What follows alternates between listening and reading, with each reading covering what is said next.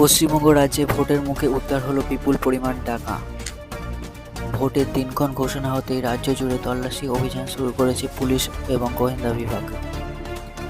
এইরকমই একটি অভিযান চলাকালীন শুক্রবার সকালে নিউ টাউন সিটি সেন্টারের কাছ থেকে একটি সন্দেহভাজন গাড়ি থেকে উদ্ধার 25 লক্ষ টাকা। এই ঘটনায় গুজরাটের এক বাসিন্দাকে গ্রেপ্তার করেছে পুলিশ।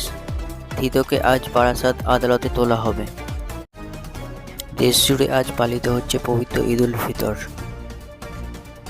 এক মাস সংযম উপবাসের পর দেশজুড়ে আজ পালিত হচ্ছে খুশির ঈদ। ভারতের আকাশে গতকাল শুক্রবার চাঁদ দেখা যাওয়ায় পুরো ভারতেই আজ শনিবার 21শে মার্চ 2026 পবিত্র ঈদ উল ফিতর উদযাপিত হচ্ছে।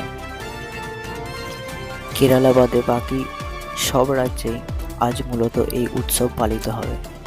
সেই অনুযায়ী দিল্লির জামা মসজিদ এবং কলকাতার রেড রোড সহ সারা দেশের বড় বড় ঈদগাহগুলোতে বিশেষ করে নিরাপত্তা ও ব্যবস্থাপনায় ঈদের নামাজ অনুষ্ঠিত হবে। কেরালা রাজ্যে একদিন আগেই চাঁদ দেখা গিয়েছে। গতকালই সেখানে ঈদ উদযাপিত পালিত হয়েছে।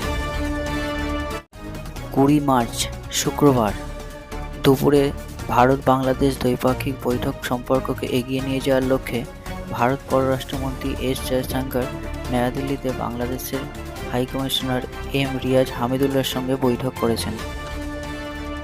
এক্স হ্যান্ডেলে একটি পোস্ট করে এস জয়শঙ্কর নিজেই এই বৈঠকের বিষয়ে জানান।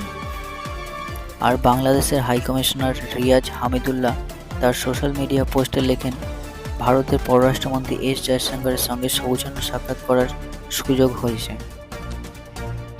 তিনি আরও বলেছেন, আমি তাকে আশ্বস্ত করেছি যে দুই দেশের অভিন্ন স্বার্থ ও পারস্পরিক সুবিধাগুলি অর্জন করার ক্ষেত্রে ভারত ও বাংলাদেশ একসঙ্গে একযোগে কাজ করতে প্রস্তুত।